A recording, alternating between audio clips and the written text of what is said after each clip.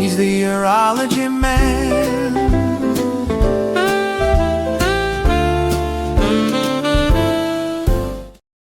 Hey, good morning, everyone. We're coming to you live from, where are we coming from? Louisville. So normally Lori's on another monitor somewhere in someplace. But I have the pleasure of sitting right next to Vic today. Yeah, we're live next to each other. No cat that's walking across the backdrop. So, hey, I got a couple of things to get out of the way here. If you're watching us for the first time, what you waiting for? Why'd you wait so long to watch us? Check us out on UroNurse.com to learn more about the show. Also, all of our past episodes are up there, all 167 of them. Our audio podcast comes out shortly after this show, so you can always check us out there too. Hey, here's a new one. October 5th, we hit our 1 million views.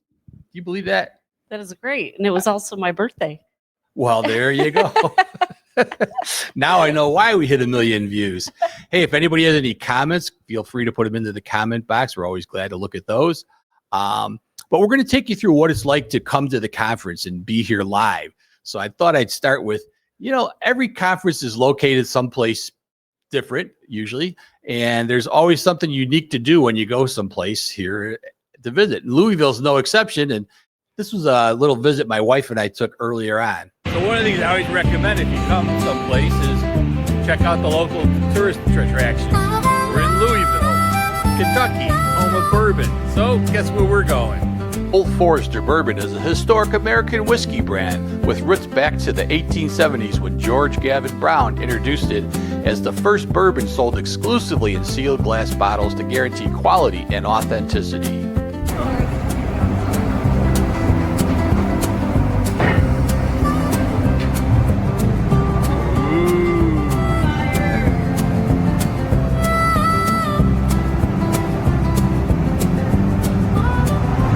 Cheers. Now it's tasting time.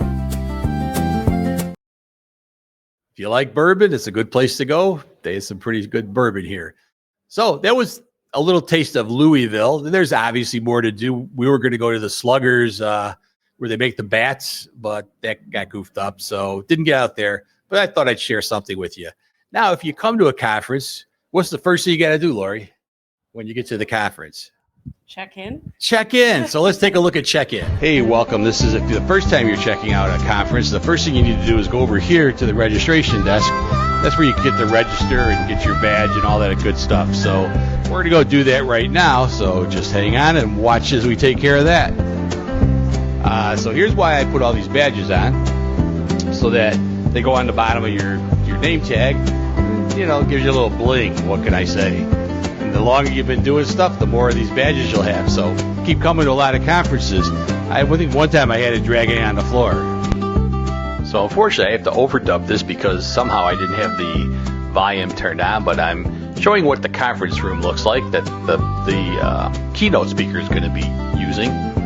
So just a little preview of what it looks like when you get to the conference and get to see the keynote speaker setting up.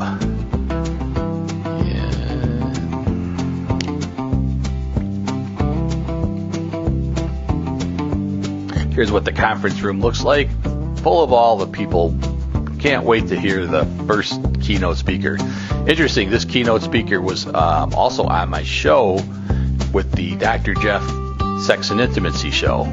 So let's see what we do. And then over here, you're looking at the steps. And what we happens when you look at your feet when you're backstage, you're more likely to get stuck. So, Lori, we were talking earlier. We said that, things are a little different. There's a new management company that's running SUNA now, Kennelly. And so things have changed a little bit, but there's some other things that are new. Did you happen to take in an escape room? Oh my gosh, the escape room was a lot of fun. Small groups going in there and just working collaboratively to try to find little puzzle pieces or whatever. It was a lot of fun. I know my kids are all into the escape rooms. I have to say, I don't know if I'm a big escape room person, but I decided to check it out myself. And I interviewed the people that put this together. So here's a little bit about the escape room. This is something new that they're doing this year for SUNA. They're having a escape room experience. Is that right? Yeah. Who would like to talk? just feel free to take the mic. Saves me having to hold the mic in front of you. So tell me a little bit about what the escape room experience was. So we essentially created an escape room, and we presented the nurses or anyone that wanted to participate with the scenario, where they kind of have to figure out puzzle pieces to unlock these puzzle pieces, and essentially help the patient escape the room. Right? Anything? Yeah. So whose idea was it to come up with an escape room? So the actual escape room, I think, was more the college's idea. I don't know. And SUNA maybe. Yeah, wanted to have this, and then the actual ideas for what the different puzzles were and where to actually place things and like how to set things up were the three of us. Oh, great. I've heard a lot of good things about it, so I think it'll be something they'll probably continue in the future. Can you show me one thing here that they had to do, one project?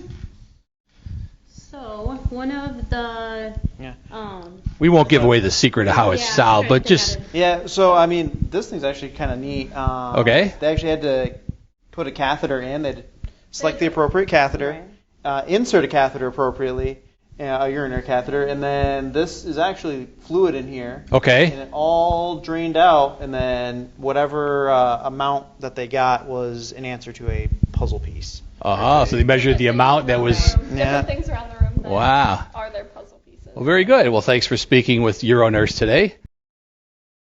So that's kind of neat. I think it's going to be something that might catch on in the future. Gives you a little something different to do at a conference. So one of the things that keeps the foundation is get lost for words. So the foundation is one of these things that keeps the SUNA Foundation running, or is money.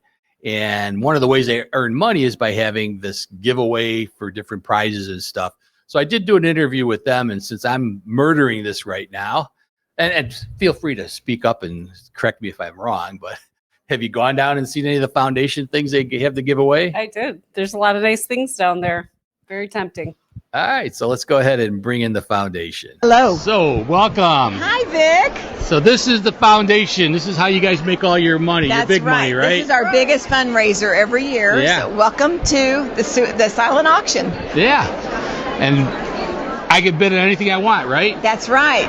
It all goes to scholarships, research, and awards. Well, that's great. Fantastic. I received one of those scholarships myself, so I know I remember. Yes, you did. Yeah. So anyone can Come in apply. handy, yeah. Yeah. If you're a member for 12 to 24 months, you're good to go. Great. Lots of options, lots of donations from all over our group. So we appreciate anything people have, and you have jewelry and bags and scholarship, scarves and core curriculums and all sorts Disney of things. backpacks. There is a lot of stuff here, I can say I that. know. It's so much fun. People can get their Christmas shopping done. Right. Yeah, If just you in need- time for Christmas. Yeah. If you need an impromptu birthday gift. And you can always go to the website at SUNA.org That's to the right. foundation and Yes. donate just And- money. Exactly. You guys are willing to take it, right? Absolutely. All right, good. All right. Well, and our local chapter, Chicago Metro, did donate a $300 Amazon gift card, Yes. which I'm hoping to win. I want that. I'd never win anything, so I doubt I'll get it. But anyway, it goes to a great cause. I got the scholarship, so I'm ahead of the game. That's right. Well, your thanks for chapter's talking been to very us. generous, and we Yeah. appreciate all you do with the UroNurse. Glad to be a and part of supporting it. the foundation. Yep, glad to be a part of it. Yeah. All right. Thank you, Vic. All right, This is fun. thank you. Yeah, take care. And those two foundation members are past presidents for SUNA. That was Valerie Welch and Debbie Hensley that I was talking to. So great people, keeping the money flowing for scholarships. And hey, if you haven't come to a conference because of the cost, you can put in for a scholarship. Did you know that, Lori? I did know that. All right. Okay, so let's see. One of the other things that I like is the exhibit hall. Have you visited the exhibit hall at all? I actually just went up there and walked into a lot of catheter companies at first. Yeah. Overwhelming how many different catheters are out now from when I first started. A lot of You new know. devices, though, I saw, things that I never heard of. A catheter that if they try to pull it out, deflates itself before they hurt themselves. Yeah, that was interesting. We were actually talking about that yesterday, and I haven't had a chance to see that yet. And then I saw another one. It's not yet, I think, approved, but they're working on it, where if somebody tries to inflate the catheters in the urethra, it has a valve that'll kick out so it doesn't blow up in the urethra. Oh, that's a great idea. I mean, how many times have you had a patient coming in with, bleeding profusely from a catheter that was inflated in their prostate? Yep. Once that happens to you, you will never do it again. Absolutely. Knock on wood, it's never happened to me, but Yeah, but I've taken care of, I'm sure as you have too, absolutely taken care of a number of those patients. Absolutely. It's a nightmare. So I did get around to talk to some of the vendors that wanted to come on and talk to us. So I'm going to roll them right here so you can see a little bit about what you can see at the exhibit. Hey, thanks for supporting UroNurse and for supporting SUNA. And let me just make sure I got your mic on here. Yeah, there we go. So Danny, tell us a little bit about Convatec and what we should know about it. Well, Convatec, we're a global manufacturer of intermittent self catheters. We're unique because we've got two brands of catheters and we take two different approaches to helping our patients. Our newest patented technology that we featured on UroNurse is FeelClean technology. And we've got a patent of integrating the hydrophilic properties into our calves, so we don't have to use any base layers of adhesives or PVP. Provides more comfort for patients, causes less trauma and irritation to the urethra. Yeah, and I just went to a talk from Todd Thompson about that, and he was talking about the importance of less trauma and how much it could actually cause injury to the urethra, and that's causing a lot of what we now are finding out are used to be thought of as urinary tract infections are really just trauma. Exactly. And, when we're relying on patients to have confidence in the process in order to stay compliant to the doctor's orders, that trauma plays a big part in that. Yeah. And so what we're doing with FeelClean technology is restoring that confidence in our patients, letting them know they can self-cath, causing minimum damage, minimum discomfort to their body. They can still empty their bladder efficiently. All right. Well, thank you. Thanks for the support. Thanks, Vic. Hi, Mike. Welcome to Louisville. Gemini is one of the sponsors of UroNurse, as you know, and supporting SUNA, which is always great. So can you tell us a little bit about Gemini that we might want to know? Absolutely. Gemini is now in their fourth year of commercialization, specializing in urodynamics testing equipment and catheters.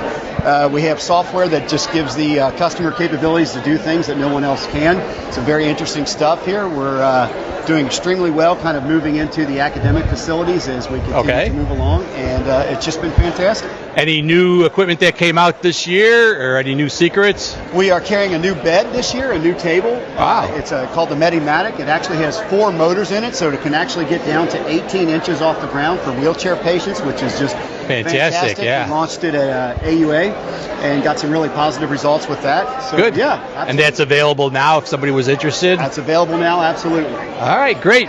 Well, I appreciate all the support you've given UroNurse, and again, for SUNA people, this is a great conference to have you guys involved in too. Appreciate it. Love being here. All right, Thank thanks you so much. Hey, Matt, it's great seeing you here at the show.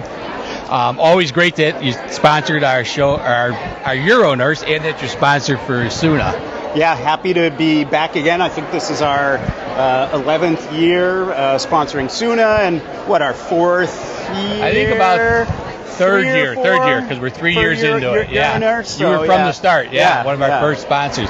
You probably don't know this, but I just hit my 1 millionth view on UroNurse. Yeah, congratulations. Thank you. Congratulations. So yeah, we're really hyped about that. It's I have UroNurse that I'm sure you're aware of because you sponsor it, but I've also produced UroNurse or UroPatient, which goes out just to patients.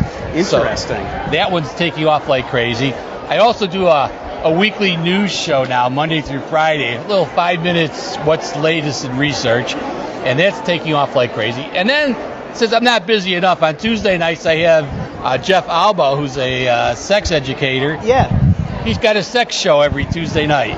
It sounds like you're trying to get me to sponsor more things. So yeah, I might want you to sponsor some more. Actually, what I would like you to do is set up another date with me. I'll have to do another demo and kind of talk a little more about Glido on the show. Yeah, without a doubt, because it's been a busy year for us and Glido. We continue to grow, protect the urethra.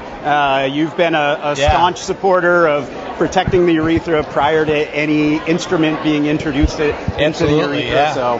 And it's actually got a lot of views. Yeah. So it's one of those popular things. Always good to see if there's anything new and exciting, and if nothing else, just remind people. That's right. Yeah. Well, thank you, Vic. Great. Appreciate you. Thanks a lot. All your support. So So I'm with Ralph Lombardo from Elitone. It's Allied is the company, right? Allied is the company. Yeah. That's right. And Elitone has been a sponsor of the show and a sponsor for UroNurse or for SUNA for quite a while too. Yes. So we're really glad to have you for both things. Well, thank you, Vic. You know, every time we've done any project with you, it's been successful.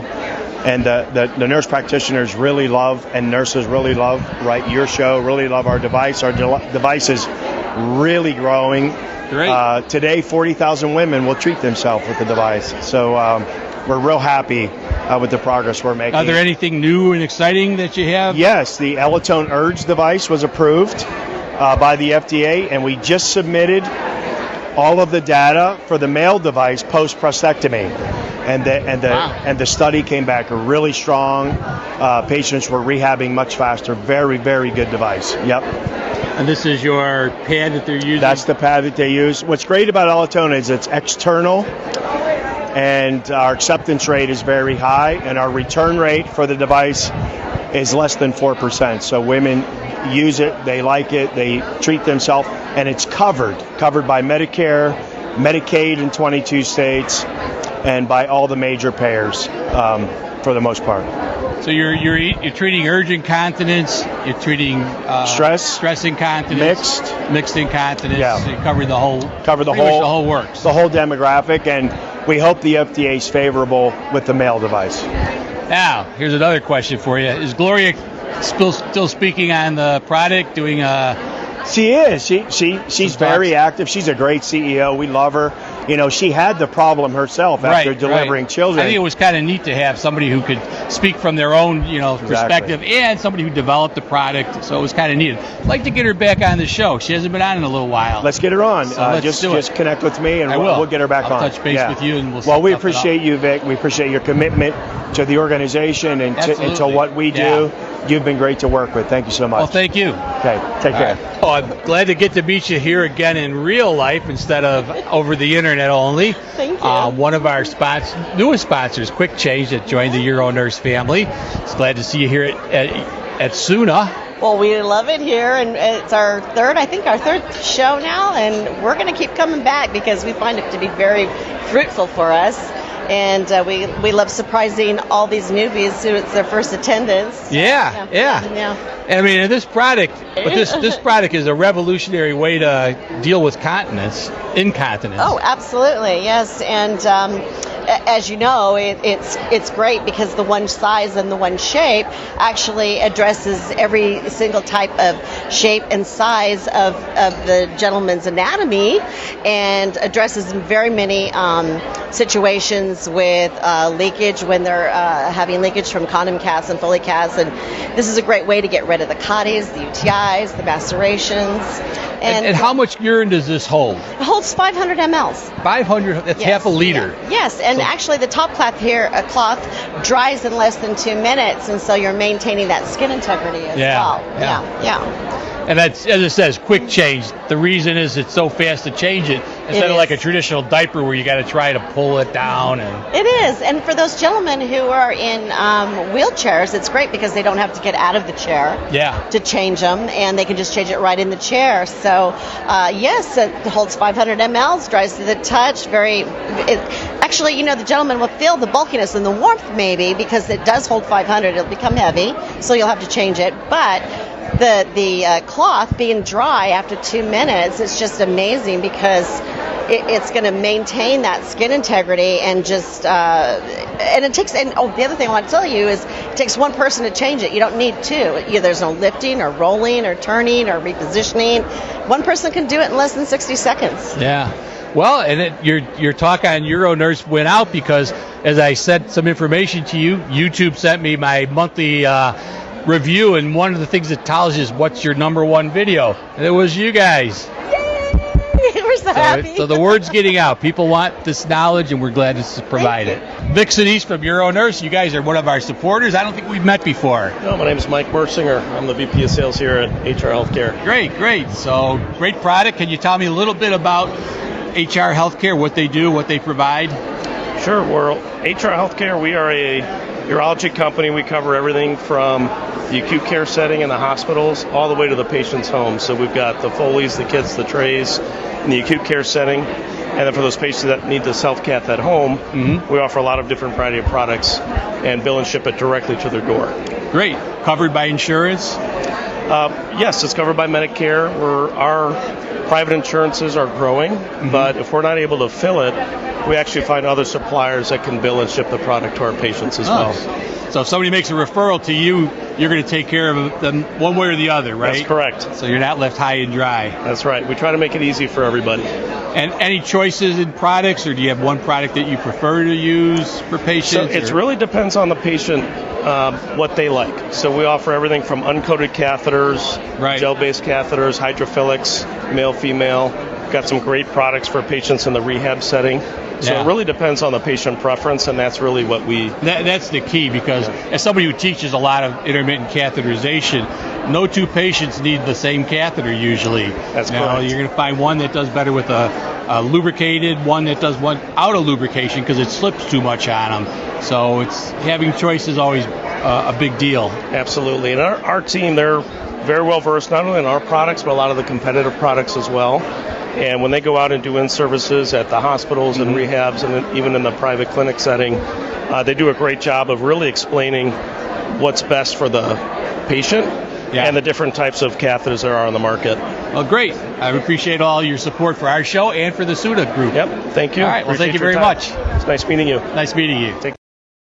Well, it was fun kind of meeting some of the people that have supported this show in the past, and then all the new vendors that I hadn't met from before. It was really neat kind of walking around. So, and there's still some more vendors to see. There's a lot of vendors, so it's hard to get through them all. We try to do that, but there's a lot. And you know, they really all have the same message to me. They say that they love coming to nursing conferences because nurses will spend time with them. I'd walk by and one of the vendors, they'd be looking at me and I'm like, I'm just going to come over here because you're looking at me. There you go. So come to the conference. They're always willing to talk to you. Now, one of the things I was really excited about is they have these posters that every year they have the poster presentations, and these people are standing around, and some people come up and ask them questions about their posters, but usually not. And I have to admit that sometimes I didn't even look at the posters, but since I'm doing the show, I started walking over there and talking to some of them. They all want to talk about their posters. So I did capture some of these poster presentations. So here's a few. Credus imaging. It's an investigational therapeutic right now. Gotcha. Yep. So it's an oncolytic immunotherapy with a dual mechanism of action. That's the key thing for BCG unresponsive disease. Okay. Yep. It's given study design. It's given just like BCG. Okay. They keep it in their bladder for how long? 60 minutes. It says 45 to 60, but 60 minutes is the goal. Gotcha. Yep.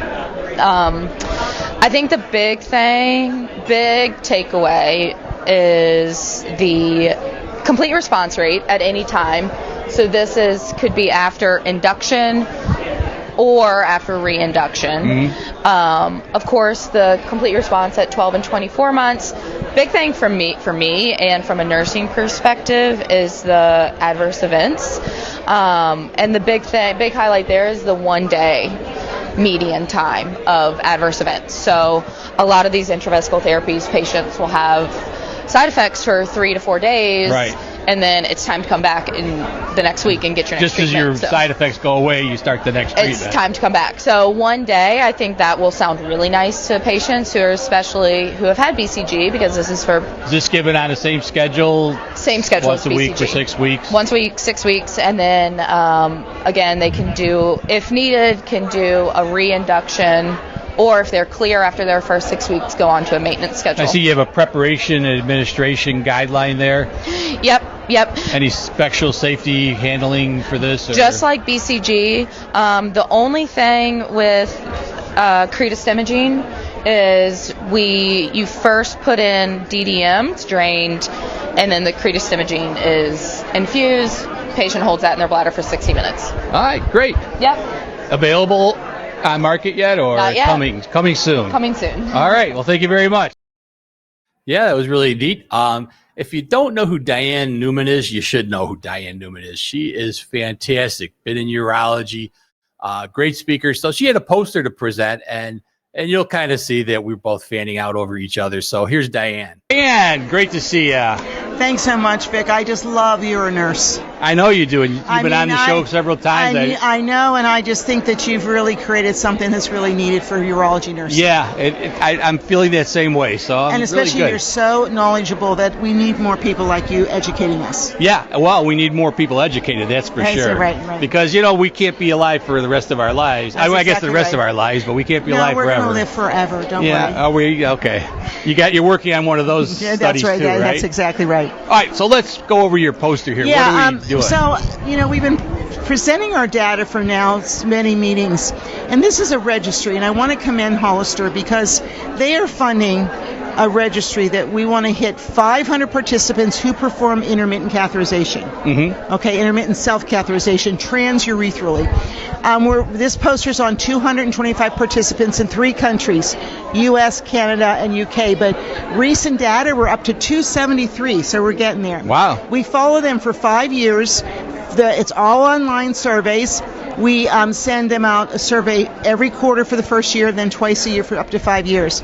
But what this poster is about, and I think this is what's important for nurses, look at this. We're asking what their choices are in cath and who trained them. Right. Nurses provided the initial training, and men and women. But look at this. When they wanted further information, guess where they went? Catheter manufacturer websites is number 1. Nurses are second. Yep. So, we this, Vic. We educate them, we teach them, we give them choices, we tell them what to do, but then do we follow them up? And what this is saying, they're not coming back to us. They're lost to follow up. That's right, and they're not coming back to us. Right. And that's, I think, a problem. Yeah. Right? I'm not saying that the medical suppliers aren't great. They are. But don't you think we're more of the experts in this? Absolutely. And should be involved? So that's kind of one of the things that came out of this. So I think that, we need, this is a role of nurses in facilitating informed personal catheter selection. And there are some differences. Not that much. Same amount went to manufacturers, a little bit less the women. And then they went to peer-generated content, and I think that's YouTube and the internet. That's exactly what it is. People talking about their own problems and them learn. Yeah, happened. And I think that some of that information may be correct, but you and I know some's probably wrong. Right. So anyway, and you have no way to know what's that's exactly right. Actually being good information exactly versus junk that's out there. So I'm really excited about this. We're collecting a lot of data. We hope to hit that 500. It's anybody. Background is again neurogenic, non-neurogenic. So now, and if I'm a patient and I wanted to join the study. Well, I know. Is it possible? Yes, and I think that what I'm going to do, Vic, is on one of your shows, I want to put up our QR code. So we go. Absolutely. All right. How about we schedule this? And with your patient's show, yeah. You got UroPatient? Yeah, that's what I'm thinking. UroPatient would be ideal. Because of the QR code, they can go right to the site and enroll. Okay? Okay, let's do it. All right, thanks a lot. I have one quick question for you. Yeah. Because you're doing America, Canada, and Great Britain, have you noticed, are you breaking it out at all? Well, is there a difference between how it's done in different countries? And I asked the statistician, you're right, the guy that's doing all of our data, I wanted to know actually if this was mostly in the U.S., That's kind of what I'm curious. I know. Well, I think we will know more of that as we get bigger numbers. Yeah. I had to tell you the bulk of these patients are coming from the U.S. Okay. Now we're adding more European countries because we have to translate the surveys and all that. So we weren't starting to see differences, but I had to tell you the bulk is out of the U.S. And can people that are not in those countries be participating in it? Well, we put a QR code out. I go to 61 countries in my show. You can go anywhere. The problem won't be the language barrier, but one of the things, I don't know why we're not in Australia, so that's English yeah, speaking. Right, another English speaking. Like I said, I know that Italy wants us, I forget which country, but we have to translate, but yes, go out to all your countries because I'm sure you have a lot of English speaking. Well, we're going to bring it to UroPatient. All right, thanks so much. All right, thank you. Care. Bye. All right, Diane's always fascinating to talk to. So I also run into people that have been on the show and presented in the past. We've talked with Pathnostics, and I ran into Margot Lee, so here's her presentation. Well, look who I ran into. Margot, welcome to the show. Hey, thank you, Vic. Thanks for stopping by. I see you have a poster for us today. I do. This is one that we had a podium session this morning with Christy Hicks, and she presented it this morning at our research session, and it's comparison of microorganisms in prostatitis, male UTI, and female UTI. And what we saw in this group of about 39,000 patients is that we saw that E. coli is the prevalent organism in female UTI. Okay. But Enterococcus faecalis is the lead organism in male UTI as well as prostatitis. That was probably a little bit of a surprise then. Yeah, because I think in the field that we're in, that everybody feels it's very E. coli centered. So it actually had a lot of very big implications because Enterococcus faecalis also is missed by standard urine culture almost 50% of the time. Right. So that if you're really looking and trying to identify what organism, sometimes E. faecalis is missed. And so, and it has some big implications. We also presented at ASM Microbe in May, also on Enterococcus faecalis and its role with other organisms and increasing antibiotic resistance. So Now, it's interesting. for those that may not be aware of what pathognostics is, can you tell a little bit about the difference between a conventional urine culture and what pathognostics is doing? Yeah, Pathognostics is known for our guidance UTI test, and this is a test that's a two-part test. We'll detect the organisms present in a very small clinically relevant panel, and once we detect it with PCR, we'll also detect the presence of any antibiotic resistance genes that are there. So there's about 32 that we'll detect. But the thing that we're really known for that is our unique thing that we do is we have pooled antibiotic susceptibility. So the second part of that test is taking a patient sample and keeping all the organisms together and mimicking what goes on in the bladder and figuring out susceptibility based on how all these organisms are interacting in the presence of antibiotics.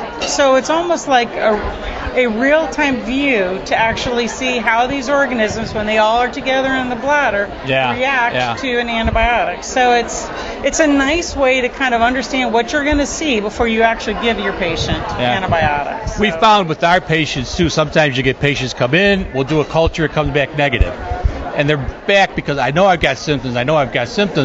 We do this test and we find out there was something that was missed, as you said. Yeah. So it's really a great thing to have in the toolbox. Yeah, it's great to have, and it's really wonderful in that we start to pick up that there's many people that are standard urine culture negative that are symptomatic, that we see these active UTI biomarkers elevated in these patients. So there truly are UTIs that are being missed many times in a culture setting. So, and also it's a wonderful way to keep antimicrobial stewardship for your patients, because we identify one antibiotic that covers a pool of organisms rather than looking at each organism by itself and figuring out different antibiotics that you can treat. So very good. It's really wonderful. And well, great for the information. Appreciate it. It's always great to talk here in real life instead of on the internet. But I know. And they can always check out past episodes to learn more. Yeah, exactly. So it's wonderful to see you. Good seeing you too. Thanks so much for stopping and seeing me and talking about the poster today. Thank you, Vic. All right. So there was a bunch of poster presentations, and the presenters were so gracious. They all wanted to be on camera. I just couldn't turn them down, so here's the rest. Welcome. My name is Vic Senese. I'm with UroNurse. You are? Nice to meet you. I'm Stephen Polinsky. All right. With Augment Health. All right, great. And you presented this poster at SUNA this year? Yes. Take it away. Tell us about what you did. So our goal was to make urodynamics more natural, at least the pressure monitoring case. And so we were testing a device that would measure from the drainage port of a Foley catheter with a valve at the end and pick up those pressure readings. We compared the readings taken from that device to a pressure sensor in the catheter or inside the bladder. Right, the traditional way of doing it. Exactly. And so filled the bladders, these porcine bladders, with saline, and compared to the measurements taken, we saw 99.7% concordance between the experimental measurements and the measurement inside the bladder. So as a parallel for vesical pressure, we were excited, but the other challenge is really picking up what's the abdominal contribution. And so in an ex vivo model, we simulated with compressions, spasms, and coughs, as well as postural changes like sitting and standing. And we saw 90% or 88% sensitivity in classifying those activities. So you were able to take those out of the picture to know what's true vesical pressure, Or the interesting thing being, we were able to take out the coughs and leave in the contractions. Wow. And so it showed promise, but really what would be interesting or more usable is if we could have a continuous reading, so something equivalent to what the rectal catheter is showing. So the next step, at least we're working on currently after this poster, is an algorithm that while this is running would continuously be processing those out. Wow. Oh, sounds great. Good luck at it. All right, we're with Karen Spriggs, is it? Yep. From Coloplast, talking about the poster that you're presenting, correct? That's correct. All Today right. we have microhole zone technology makes nurses feel more confident and less worried about bladder emptying and urinary tract infections among their patients. So we actually went to 407 nurses, and most of their patients had prostate problems. These were for patients with clean intermittent catheters with male patients. Okay, so this is our male Luja catheter with microhole zone technology. And more than 40, This is the newest catheter this is that one of the newest catheters, came yes. out. I think it was introduced at the last SUNA meeting. Two SUNA meetings so ago. last year SUNA was female Luja. Ah, okay. 2 years ago was male Luja. So this is the male Luja study. And in case someone's not familiar with the difference, Yeah. normal catheter has the Just one two drainage, eyelets. two Just eyelets two to eyelets drain. is what the typical Luja one has microhole zone technology. So multiple holes to drain the bladder to completion. Wow. All right. Yeah. So what's great is that the nurses that we surveyed, 42% of them had more than 10 years experience training their patients. And what we found was that 88% felt more confident that their patients were emptying their bladder with the male Luja. 86% said it was easier to train their patients with no repositioning, because with two eyelet catheters they were supposed to reposition, and nobody ever does that. Yeah. And then 81% were less worried about their patients getting urinary tract infections because they were draining their bladder to completion. And 75% preferred microhole zone technology over the traditional two eyelet catheters. And 85% say that it was easy or very easy to train their patients. And 98% would recommend Luja to their patients.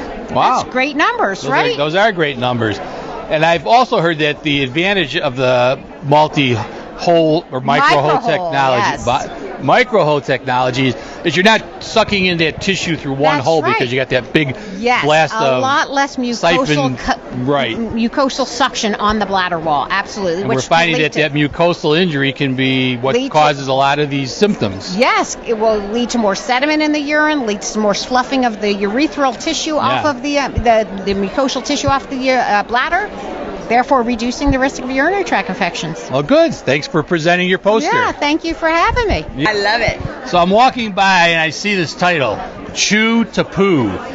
You got to explain what that is. My name is Vic Senese. I'm with UroNurse, and you are. Hello, I'm Yvonne Kalsich, and we just absolutely love our name. We have this amazing team that we all came up with this. So you think chew to poo. What exactly does that mean? You know what it means? Chew some gum so that you don't get a post-op ileus, and that's what we have. Oh my gosh, it's too easy. It's too easy, exactly. So in the cystectomy patients, we want to just make sure that they're not getting a post-op ileus. So we all came together and we collected some data and whatnot, and we found out that 35% of the time they were getting ileiuses. Those that didn't chew gum. That didn't chew gum, exactly. So we wanted to know if they chewed gum, could we actually beat that? And so our goal actually was over here like 31.95%. What we found out is that we actually were successful with our patients in not getting NG tubes. So we didn't quite meet this 31%, but we were very thrilled because it did decrease the risk of needing an NG tube postoperatively. So we were thrilled with that. So the data didn't quite come back, but it was a super easy project. The patients loved it. So who doesn't love chewing gum? Who doesn't like chewing gum? And they got to pick their flavors. We had a variety of flavors for them. So it doesn't matter what flavor gum you chew or what brand, as long as and you're you know chewing. what? If you had some false teeth, we had Freedent. There you go. And how many sticks per day did they chew? Well, that's what we did, is 10 and 3 and 8 p.m. And they took a nice little record right here. So they kept this in their room, and then our nurses had to go back and document. That's where we saw a few things. There was like a variety of different times that they were documenting and whatnot, so we're not sure about the data, how specific that was. But if we can get closer to getting that more accurate, I think we're really going to see this skyrocket. Well, you got the best title, so now all you need is more statistics to back you up. Yep, exactly. So go out there and chew that gum and think of us. All right. Well, thanks for your presentation. Thank you. All right. So here I am with Maria Galez. Yes. Who has this great poster on understanding the flow. And you're going to explain what the flow is, but do you want to do it in Spanish or English? We were talking about it. We can do it in English. Okay, well, let's do it in English. Hablo inglés. So in the urology clinic at Mayo Clinic, we noticed that we had some patients that were canceling urodynamic studies because they weren't educated on what the urodynamic study was. So we gathered some information, and so it was basically fear of the test that made them cancel? That's right. I mean, we'd have them that right then and there, and they're like, no, I'll come another day. Just because, it's a little scary and invasive. So Chris Allery, Michelle, myself, and other group members came up with a solution. We gathered some data and made a QR code for the doctors' postcards, and started giving or sending patients in their portal the QR code or a link where they could watch the video. So it's an educational video. It tells you what's going to happen before, the day of, the day after, what to expect. We did do the surveys, which ask if we notified them if we had given them the QR code, and they just answered a couple questions, and we now send it to every patient when they're scheduled. So now, did you get statistics of people that didn't get the code versus those that did, to see who's canceling more or less? The results. Yes. Among 44 patients, 55% viewed the educational video. Yeah. 92%, 22 patients reported the video adequately prepared them for the procedure. Well, of course, UroNurse is all about education. Yes. UroPatient, which comes on right after UroNurse every Saturday at 10:30, is all about patient education. So what I'd like to do is I'll probably take your little QR code and we'll do a little episode about your presentation, and patients can watch to learn more about urodynamics. That would be fantastic. All right. And then we can translate it in Spanish someday. There you go. Yep, that was really neat. Everybody was so happy to talk about their posters. Hey, for you folks that are writing in saying you wish you were here, we brought it to you just in case you couldn't make it, so we're glad. And those of you Chicago Metro people out there, we did win Chapter of the Year. And that's a lot of thanks to all the folks that watch UroNurse and UroPatient, and Dr. Jeff talks about sex and intimacy, and the UroNurse news every weekday, Monday through Friday. Not a plug, but for all of you that helped to keep this show going, it's a lot of the reason that we ended up winning the presentation of the Chapter of the Year. As a matter of fact, when I got the presentation, the president basically said, duh, who could beat you? So it was great. Hey, Lori, it was a great episode. Glad to be able to do this live with you. If I don't tell you enough how much I appreciate you coming on the show every week with me, it's always a pleasure to have your input. Oh, it's really nice to see you in person every couple of times a year. And I love doing this. And I do this because I love urology and I'm passionate about it. And I like to share my knowledge with viewers as well. Yeah, and I think that's really what resonates with our audience, is the fact we love what we're doing. We all love to help patients out, and it's being able to reach out this way is great. So we'll see everybody next week. And next week I have this episode coming up. Premature ejaculation is one of the most common sexual health concerns for men. However, it is frequently accompanied by stigma, feelings of embarrassment, and a lack of accurate information. In this episode, host Vic Senese is joined by Jeff Abraham, CEO of Promescent, to break down everything you need to know about premature ejaculation. From the real causes and persistent myths to proven treatments that actually work. Join us on October 18th at 9 a.m. Central Time to learn more. All right, join us next week. Coming from live from my studio, much nicer than being in a live environment like this. But again, it's fun to be able to see Lori in person. We'll see everybody next week. Have a great rest of your week. So here's to the mornings, the coffee, the monitor glow, to the wisdom he shares and the folks that he knows. Saturday is special when Vic's on the stream with 40 years of knowledge